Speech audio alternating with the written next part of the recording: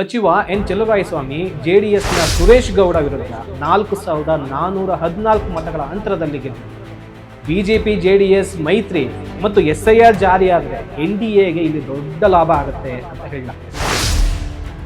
BJP ಕಣ್ಣಿಟ್ಟಿರುವಂತಹ ಮತ್ತೊಂದು ಕ್ಷೇತ್ರ ಮಡಿಕೇರಿ. ಇಲ್ಲಿ 28.11% ಇರತಕ್ಕಂಥ ಅಲ್ಪಸಂಖ್ಯಾತರ ಮತಗಳು ಕಾಂಗ್ರೆಸ್ಗೆ ಆಸರೆಯಾಗಿದೆ. SIR ಜಾರಿಯಾದರೆ ಇದು ಖಂಡಿತ ಬಿಜೆಪಿ ತೆಕ್ಕೆಗೆ ಜಾರೋ ಕ್ಷೇತ್ರ ಆಗಿದೆ ಅಂತ ಹೇಳಲಾಗ್ತದೆ. ಇನ್ನು ಬಾದಾಮಿನಲ್ಲಿ BB ಚಿಮ್ಮನಕಟ್ಟಿ 9,725 ಮತಗಳ ಅಂತರದಿಂದ ಗೆದ್ದಿದೆ. ಇಲ್ಲಿ 20.65% ಮುಸ್ಲಿಂ ಮತದಾರರಿದ್ದಾರೆ. ಕಾಂಗ್ರೆಸ್ಗೆ ಇವರೇ ಬೆನ್ನೆಲುಬಾಗಿದೆ. ಈಗ SIR ನೆಪದಲ್ಲಿ ಮುಸ್ಲಿಮರನ್ನ ಹೊರಗಿಟ್ಟರೆ ಬಿಜೆಪಿ ಗೇಮ್ ಕ್ಲಿಯರ್ ಆಗುತ್ತೆ. ಚಿತ್ತಾಪುರ ವಿಧಾನಸಭಾ ಕ್ಷೇತ್ರ ಪ್ರಿಯಾಂಕ್ ಖರ್ಗೆ ಅವರ ಗೆಲುವಿನ ನಂತರ, ದಾವಣಗೆರೆ ಉತ್ತರ ವಿಧಾನಸಭಾ ಕ್ಷೇತ್ರ SS ಮಲ್ಲಿಕಾರ್ಜುನ್ ಅವರ ಗೆಲುವಿನ ನಂತರ, ಉಳ್ಳಾಲ ವಿಧಾನಸಭಾ ಕ್ಷೇತ್ರ UT ಖಾದರ್ ಅವರ ಗೆಲುವಿನ ನಂತರ, ಕೊರಟಗೆರೆ ವಿಧಾನಸಭಾ ಕ್ಷೇತ್ರ ಡಾಕ್ಟರ್ G ಪರಮೇಶ್ವರ್ ಅವರ ಗೆಲುವಿನ ನಂತರ, ಕಲಘಟಗಿ ವಿಧಾನಸಭಾ ಕ್ಷೇತ್ರ ಸಂತೋಷ್ ಲಾಡ್ ಅವರ ಗೆಲುವಿನ ನಂತರ, ಈಗಾಗಲೇ ಹಿಂದಿ ಏರಿಕೆ ದಕ್ಷಿಣ ರಾಜ್ಯಗಳ ಪಾಲಿನಲ್ಲಿ ವಂಚನೆ ಮಾಡ್ತಾ ಸರ್ವಾಧಿಕಾರಿಯಾಗಿ ವರ್ತಿಸತಕ್ಕಂಥ ಬಿಜೆಪಿ ನೇತೃತ್ವದಲ್ಲಿ ಕೇಂದ್ರ ಸರ್ಕಾರ ಅಕ್ಷರಶಃ ಸರ್ವಾಧಿಕಾರಿಯಾಗೇ ಬದಲಾಗುತ್ತೆ. ಎಲ್ರಿಗೂ ನಮಸ್ಕಾರ. ನಾನು ಗೌರಿಗೆ ಸ್ವಾಗತ. ನಾನು ಚಂದ್ರಪುರ. ಸ್ನೇಹಿತರೆ, ಈ ಹಿಂದೆ ಬಿಜೆಪಿ ನೇತೃತ್ವದ ಕೇಂದ್ರ ಸರ್ಕಾರ ತರಾತುರಿನಲ್ಲಿ SIR ಜಾರಿ ಮಾಡಿದ್ ಯಾಕೆ? ಈಗ ಕರ್ನಾಟಕದಲ್ಲಿ SIR ಜಾರಿಯಾದರೆ ಬಿಜೆಪಿ ತೆಕ್ಕೆಗೆ ಜಾರುವಂತ ಕ್ಷೇತ್ರಗಳು ಯಾವುವು ಅನ್ನೋದನ್ನ ಮಾತಾಡಿದೆ. ಈ ವಿಡಿಯೋ ಅದೇ ವಿಚಾರದ ಮುಂದಿನ ಭಾಗ. ಅಂದ್ರೆ ಹಿಂದಿನ ಚುನಾವಣೆಗಳಲ್ಲಿ ಕಡಿಮೆ ಅಂತರದಿಂದ ಸೋತಂತ ವಿಧಾನಸಭಾ ಕ್ಷೇತ್ರಗಳ ಮೇಲೆ ಕಣ್ಣಿಟ್ಟಿರ್ತಕ್ಕಂಥ ಬಿಜೆಪಿ ಮುಂದಿನ ಗುರಿಯಾಗಿರೋ ಮತ್ತಷ್ಟು ಕ್ಷೇತ್ರಗಳ ಬಗ್ಗೆ ನಾವಿವತ್ತು ಮಾತಾಡೋಣ. ಆ ಎಲ್ಲ ಕ್ಷೇತ್ರಗಳು ಮತ್ತು ಅಲ್ಲಿನ ಮತಗಳ ಅಂತರದ ಬಗ್ಗೆ ತಿಳಿಸ್ತೀನಿ.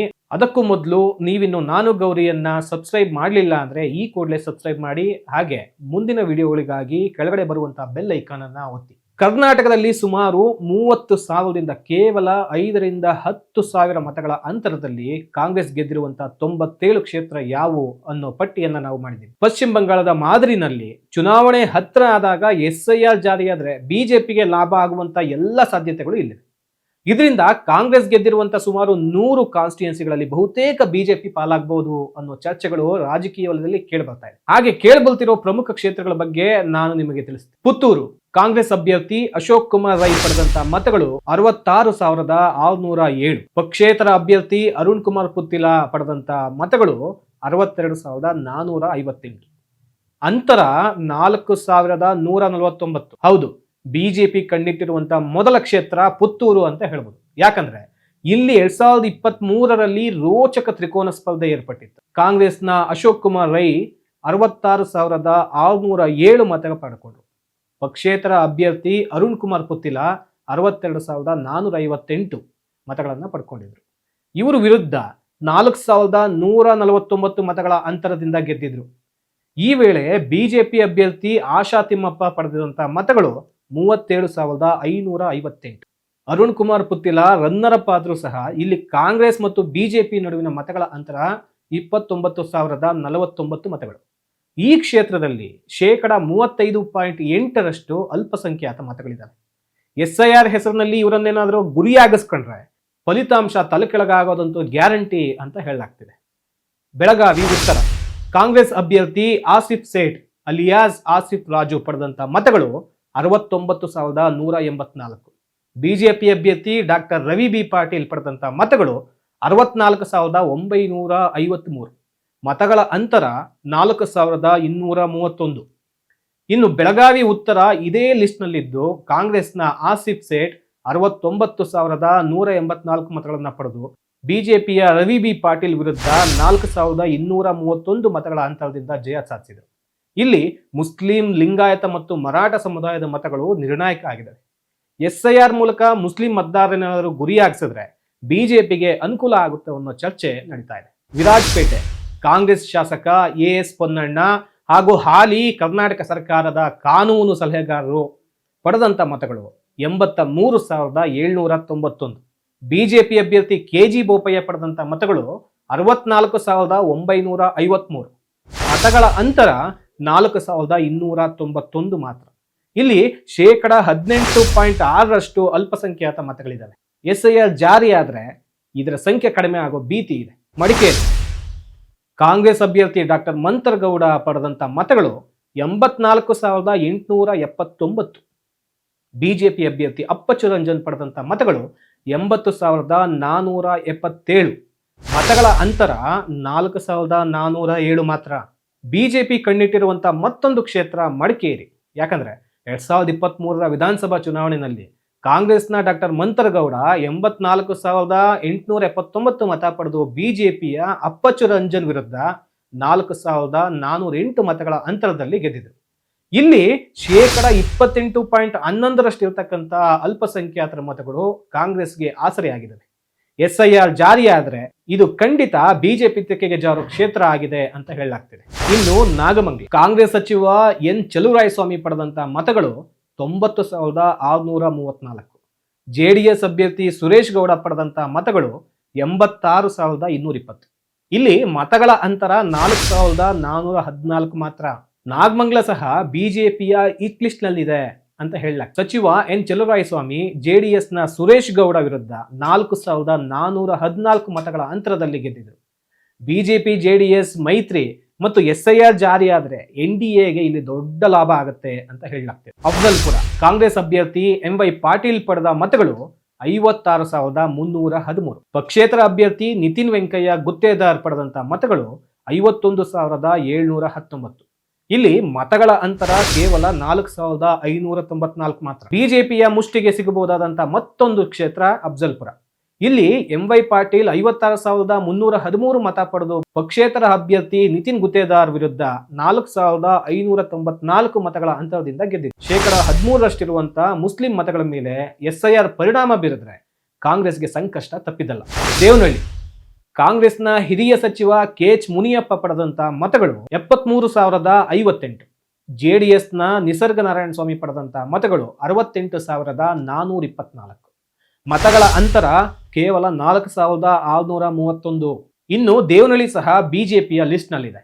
ಕಾಂಗ್ರೆಸ್ ಸಚಿವ KH ಮುನಿಯಪ್ಪ 73,058 ಮತ ಪಡೆದು JDSನ ನಿಸರ್ಗ ನಾರಾಯಣ ಸ್ವಾಮಿ ವಿರುದ್ಧ 4,631 ಮತಗಳ ಅಂತರದಿಂದ ಗೆದ್ದಿದೆ. ಅಲ್ಪ ಅಂತರದ ಈ ಗೆಲುವು SIR ಹೊಡೆತಕ್ಕೆ ಸಿಲುಕಿದರೆ ಫಲಿತಾಂಶ ಬದಲಾಗೋದರಲ್ಲಿ ಯಾವುದೇ ಅನುಮಾನ ಇಲ್ಲ. ಬಂಗಾರಪೇಟೆಯಲ್ಲಿ 2023ನೇ ವಿಧಾನಸಭಾ ಚುನಾವಣೆಯಲ್ಲಿ ಕಾಂಗ್ರೆಸ್ ಶಾಸಕ SN ನಾರಾಯಣ ಸ್ವಾಮಿ JDSನ ಮಲ್ಲೇಶ್ ಬಾಬು ವಿರುದ್ಧ 4,711 ಮತಗಳ ಅಂತರದಲ್ಲಿ ಗೆದ್ದಿದ್ರು. ಇದು ಅವರ ಸತತ 3ನೇ ಗೆಲುವಾದರೂ ಅಂತರ ಕಡಿಮೆ ಇರೋದ್ರಿಂದ ಈ ಕ್ಷೇತ್ರ ಕೂಡ ಬಿಜೆಪಿ ತೆಕ್ಕೆಗೆ ಜಾರೋ ಸಾಧ್ಯತೆಗಳು ಹೆಚ್ಚಿಗೆ. ಹಾಗೆ ಬಿಜೆಪಿಯ ವಶವಾಗಲಿರುವಂತಹ ಮತ್ತೊಂದು ಕ್ಷೇತ್ರ ಹೊಸಕೋಟೆ. ಇಲ್ಲಿ 2023 ವಿಧಾನಸಭಾ ಚುನಾವಣೆಯಲ್ಲಿ ಕಾಂಗ್ರೆಸ್ನ ಶರತ್ ಬಚ್ಚೇಗೌಡ ಬಿಜೆಪಿಯ MTB ನಾಗರಾಜ್ ವಿರುದ್ಧ 5,075 ಮತಗಳ ಅಂತರದಿಂದ ಗೆದ್ದಿದ್ದಾರೆ. ಕೈಗಾರಿಕಾ ಕ್ಷೇತ್ರಗಳ ಮೈಗ್ರೆಂಟ್ಸ್ ಮತ್ತು ಮುಸ್ಲಿಂ ಮತದಾರರು ಹೆಚ್ಚಿರುವಂತಹ ಈ ಕ್ಷೇತ್ರದಲ್ಲಿ SIR ಜಾರಿ ಮಾಡಿದ್ರೆ ಅದು ಬಿಜೆಪಿಗೆ ನೆರವಾಗೋ ಸಾಧ್ಯತೆ ಹೆಚ್ಚಿದೆ. ಬಾಗಲಕೋಟೆ ಸಹ ಕಾಂಗ್ರೆಸ್ ಕೈಯಿಂದ ಜಾರೋ ಸಾಧ್ಯತೆಗಳು ಹೆಚ್ಚಿವೆ.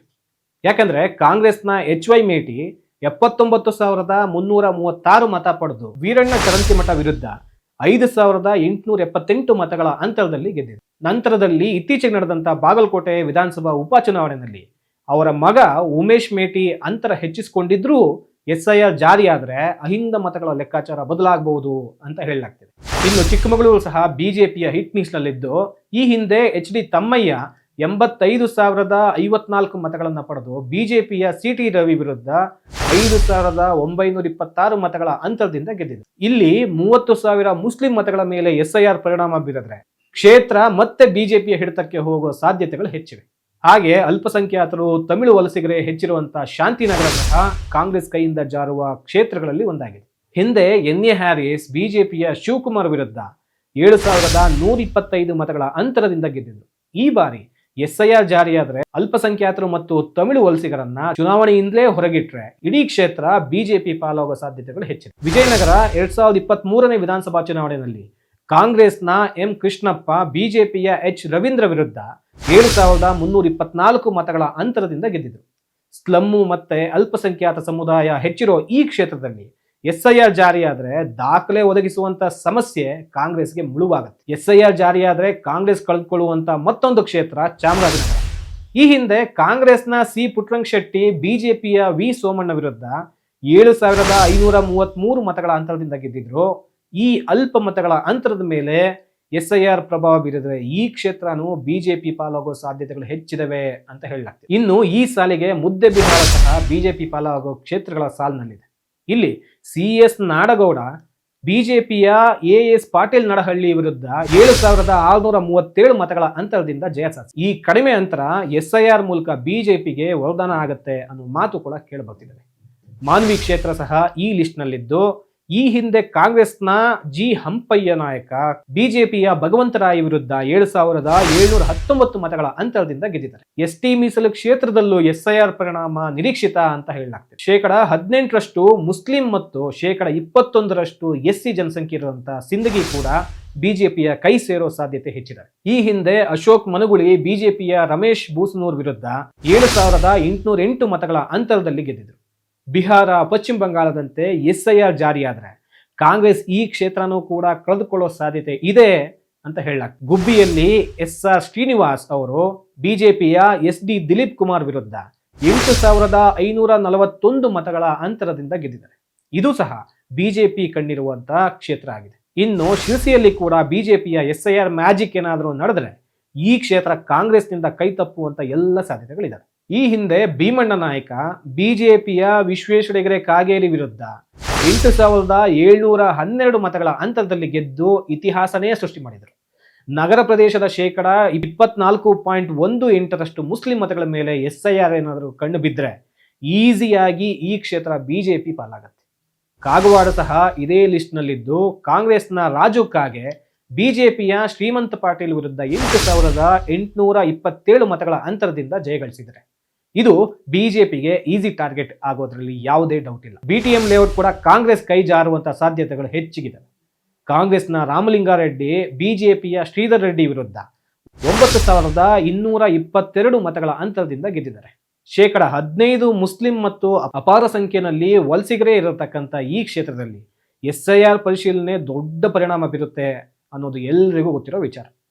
ಇನ್ನು ಬಾದಾಮಿನಲ್ಲಿ BB ಚಿಮ್ಮನಕಟ್ಟಿ 65,845 ಮತ ಪಡೆದು ಬಿಜೆಪಿಯ ಶಾಂತಗೌಡ ಪಾಟೀಲ್ ವಿರುದ್ಧ 9,725 ಮತಗಳ ಅಂತರದಿಂದ ಗೆದ್ದಿದ್ರು. ಇಲ್ಲಿ 20.65% ಮುಸ್ಲಿಂ ಮತದಾರಿದ್ದಾರೆ. ಕಾಂಗ್ರೆಸ್ಗೆ ಇವರೇ ಬೆನ್ನೆಲುಬಾಗಿದ್ರು. ಈಗ SIR ನೆಪದಲ್ಲಿ ಮುಸ್ಲಿಮರನ್ನ ಹೊರಗಿಟ್ರೆ ಬಿಜೆಪಿ ಗೇಮ್ ಕ್ಲಿಯರ್ ಆಗತ್ತೆ. ರಾಣೆಬೆನ್ನೂರು ಇದೇ ಸಾಲಿನಲ್ಲಿದ್ದು, ಈ ಹಿಂದೆ ಪ್ರಕಾಶ್ ಕೋಳಿವಾಡ ಬಿಜೆಪಿಯ ಅರುಣ್ ಕುಮಾರ್ ಗುತ್ತೂರು ವಿರುದ್ಧ 9,800 ಮತಗಳ ಅಂತರದಿಂದ ಗೆದ್ದಿದ್ರು.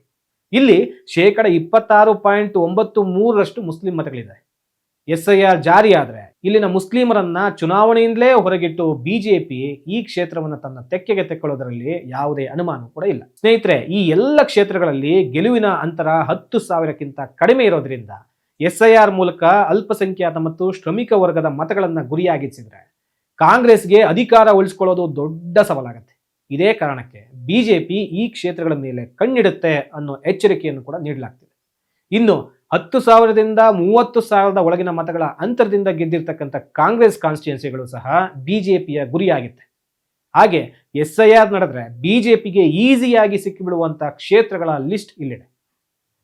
ಜೇವರ್ಗಿ ವಿಧಾನಸಭಾ ಕ್ಷೇತ್ರ ಅಜಯ್ ಸಿಂಗ್ ಅವರ ಗೆಲುವಿನ ಅಂತರ 10,278 ಮತಗಳು. ಇಂಡಿ ವಿಧಾನಸಭಾ ಕ್ಷೇತ್ರ ಯಶವಂತರಾಯಗೌಡ ವಿಠಲಗೌಡ ಪಾಟೀಲ್ ಅವರ ಗೆಲುವಿನ ಅಂತರ 10,329 ಮತಗಳು. ಆಳಂದ ವಿಧಾನಸಭಾ ಕ್ಷೇತ್ರ BR ಪಾಟೀಲ್ ಅವರ ಗೆಲುವಿನ ಅಂತರ 10,348 ಮತಗಳು. ಚಿಕ್ಕಬಳ್ಳಾಪುರ ವಿಧಾನಸಭಾ ಕ್ಷೇತ್ರ ಪ್ರದೀಪ್ ಈಶ್ವರ್ ಅವರ ಗೆಲುವಿನ ಅಂತರ 10,642 ಮತಗಳು. ರಾಮನಗರ ವಿಧಾನಸಭಾ ಕ್ಷೇತ್ರ ಇಕ್ಬಾಲ್ ಹುಸೇನ್ ಅವರ ಗೆಲುವಿನ ಅಂತರ 10,715 ಮತಗಳು. ಬೀದರ್ ವಿಧಾನಸಭಾ ಕ್ಷೇತ್ರ ರಹೀಂ ಖಾನ್ ಅವರ ಗೆಲುವಿನ ಅಂತರ 10,780 ಮತಗಳು. ಪಾವಗಡ ವಿಧಾನಸಭಾ ಕ್ಷೇತ್ರ HV ವೆಂಕಟೇಶ್ ಅವರ ಗೆಲುವಿನ ಅಂತರ 10,881 ಮತಗಳು. ಬೀಳಗಿ ವಿಧಾನಸಭಾ ಕ್ಷೇತ್ರ JT ಪಾಟೀಲ್ ಅವರ ಗೆಲುವಿನ ಅಂತರ 11,129 ಮತಗಳು. ಶ್ರೀರಂಗಪಟ್ಟಣ ವಿಧಾನಸಭಾ ಕ್ಷೇತ್ರ ರಮೇಶ್ ಬಂಡಿ ಸಿದ್ದೇಗೌಡ ಅವರ ಗೆಲುವಿನ ಅಂತರ 11,137 ಮತಗಳು. ರಾಮದುರ್ಗ ವಿಧಾನಸಭಾ ಕ್ಷೇತ್ರ ಅಶೋಕ್ ಪಟ್ಟಣ ಅವರ ಗೆಲುವಿನ ಅಂತರ 11,730 ಮತಗಳು.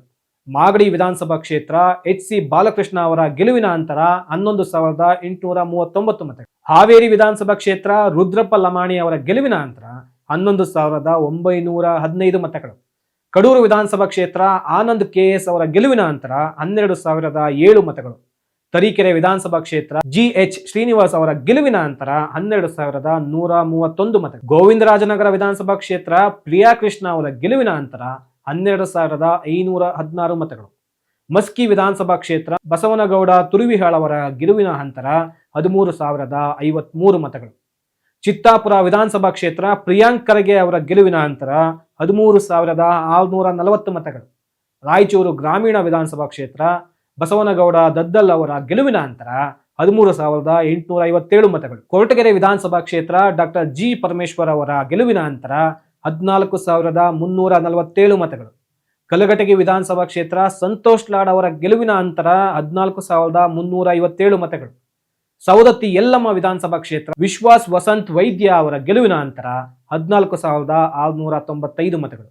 ಹಿರೇಕೆರೂರು ವಿಧಾನಸಭಾ ಕ್ಷೇತ್ರ UB ಬಣಕಾರ್ ಅವರ ಗೆಲುವಿನ ಅಂತರ 15,020 ಮತಗಳು. ಗದಗ್ ವಿಧಾನಸಭಾ ಕ್ಷೇತ್ರ HK ಪಾಟೀಲ್ ಅವರ ಗೆಲುವಿನ ಅಂತರ 15,130 ಮತಗಳು. ಬಬಲೇಶ್ವರ ವಿಧಾನಸಭಾ ಕ್ಷೇತ್ರ MB ಪಾಟೀಲ್ ಗೆಲುವಿನ ಅಂತರ 15,216 ಮತಗಳು.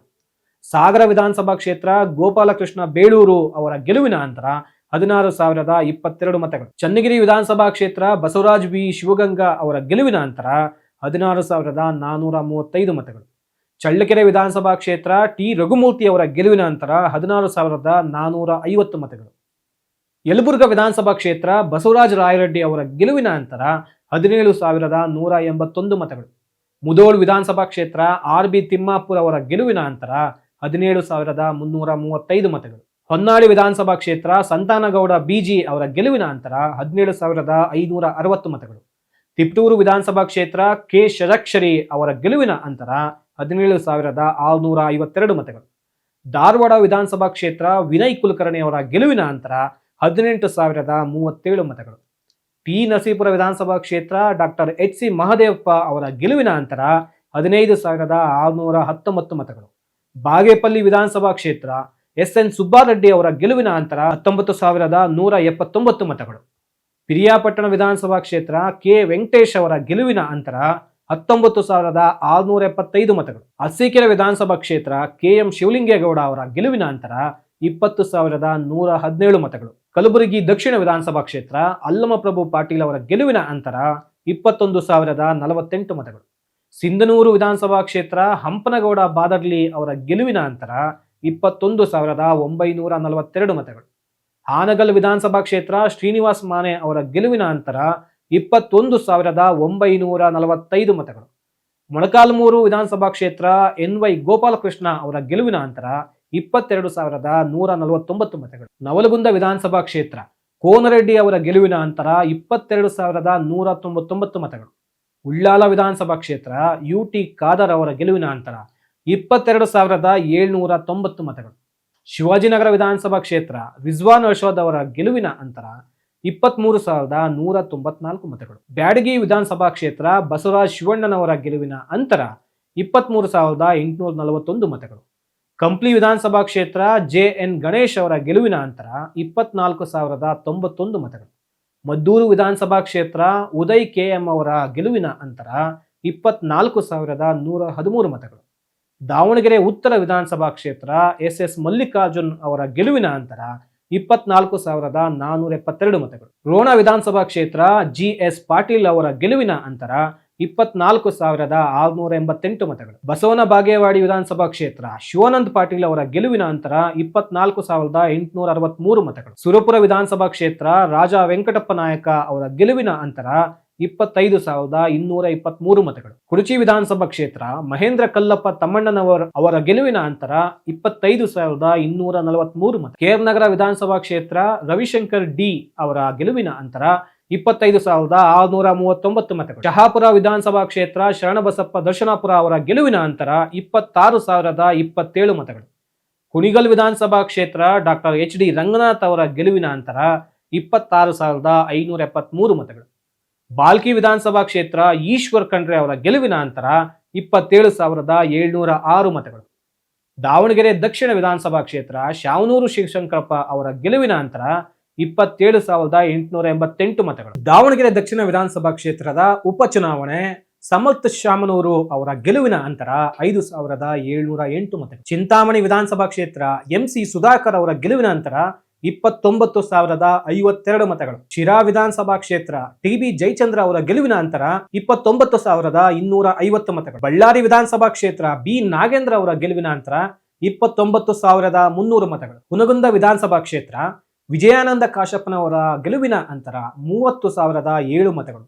ಒಟ್ನಲ್ಲಿ ಕರ್ನಾಟಕದಲ್ಲಿ SIR ಜಾರಿಯಾದರೆ ಪಶ್ಚಿಮ ಬಂಗಾಳದ ಮಾದರಿನಲ್ಲೇ ಮತದಾರನ್ನ ಸಾರಾಸಗಟಾಗಿ ಗುರಿಯಾಗಿಸಿದ್ರೆ ಈ 60 ಕ್ಷೇತ್ರಗಳು ಸೇರಿ ಕಾಂಗ್ರೆಸ್ನ 100ಕ್ಕೂ ಹೆಚ್ಚು ಸೀಟ್ಗಳು ಬಿಜೆಪಿ ಪಾಲಾಗೋದು ಖಚಿತ ಅಂತ ಹೇಳಲಾಗ್ತಿದೆ. ಬಿಜೆಪಿಯ ಈ ಕುತಂತ್ರಕ್ಕೆ ಚುನಾವಣಾ ಆಯೋಗನೂ ಕೂಡ ಜೊತೆಯಾಗಿರೋದ್ರಿಂದ ಇದು ಕೇವಲ ಕುತಂತ್ರ ಆಗಿ ಅಲ್ಲ, ವಾಸ್ತವ ಆಗೋ ಎಲ್ಲ ಸಾಧ್ಯತೆಗಳು ಇವೆ. ಬಿಜೆಪಿಯ ಈ ಲೆಕ್ಕಾಚಾರ ನಿಜ ಆದ್ರೆ ಸಂವಿಧಾನವನ್ನೇ ಬದಲಿಸಕ್ಕೆ ನಾವು ಬಂದಿರೋದು ಅನ್ನೋ ಅವರ ಹಿಡನ್ ಅಜೆಂಡಾ ಈಸಿಯಾಗಿ ಜಾರಿಯಾಗುತ್ತೆ. ದೇಶದ ಮುಖ್ಯ ರಾಜ್ಯಗಳು ಅವರ ಪಾಲಾದ್ರೆ ಯಾವ ಕಾನೂನು ರಚನೆಗೂ ಕೂಡ ಒಕ್ಕೂಟ ರಾಜ್ಯಗಳ ಬೆಂಬಲನೇ ಬೇಕಾಗಿಲ್ಲ. ಆಗ ಅವರು ಮಾಡಿದ್ದೇ ಕಾನೂನಾಗೋ ಸಾಧ್ಯತೆಗಳೇ ಹೆಚ್ಚಿದ್ದಾವೆ. ಈಗಾಗಲೇ ಹಿಂದಿ ಏರಿಕೆ, ದಕ್ಷಿಣ ರಾಜ್ಯಗಳ ಪಾಲಿನಲ್ಲಿ ವಂಚನೆ ಮಾಡ್ತಾ ಸರ್ವಾಧಿಕಾರಿಯಾಗಿ ವರ್ತಿಸ್ತಕ್ಕಂಥ ಬಿಜೆಪಿ ನೇತೃತ್ವದಲ್ಲಿ ಇರತಕ್ಕಂಥ ಕೇಂದ್ರ ಸರ್ಕಾರ ಅಕ್ಷರಶಃ ಸರ್ವಾಧಿಕಾರಿಯಾಗೇ ಬದಲಾಗುತ್ತೆ. ಆದ್ರೆ ಜಗತ್ತಿನ ಬಹುದೊಡ್ಡ ಪ್ರಜಾಪ್ರಭುತ್ವ ದೇಶ ಆಗಿರ್ತಕ್ಕಂಥ ಭಾರತ ಅಷ್ಟು ಈಸಿಯಾಗಿ ಈ ಸೋಲನ್ನ ಒಪ್ಕೊಳ್ಳುತ್ತಾ ಸನಾತನಿ ಸಂಘಟನೆಗಳು ಭಾಗ ಆಗಿರತಕ್ಕಂಥ ಪಕ್ಷವೊಂದು ಭಾರತವನ್ನ ಬಲಿ ಪಡೆಯೋದು ಅಷ್ಟು ಸರಳನ? ಜನಸಂಘಟನೆಗಳು ರೂಪಿಸುತ್ತಿರುವ ಹೋರಾಟಗಳು ಬಿಜೆಪಿಯ ಕಪಿಮುಷ್ಟಿಯಿಂದ ಭಾರತವನ್ನ ಗಣತಂತ್ರವಾಗಿಯೇ ಉಳಿಸೋದಕ್ಕೆ ಸಫಲ ಆಗತ್ತ? ಈ ಎಲ್ಲಕ್ಕೂ ಕಾಲವೇ ಉತ್ತರವಾಗಲಿದೆ. ಇದೇ ಈ ಹೊತ್ತಿನ ವಿಶೇಷ. ನಿರಂತರ ಸುದ್ದಿಗಳಿಗಾಗಿ ನೋಡ್ತಾ ಇರಿ ನಾನು ಗೌರಿ.com.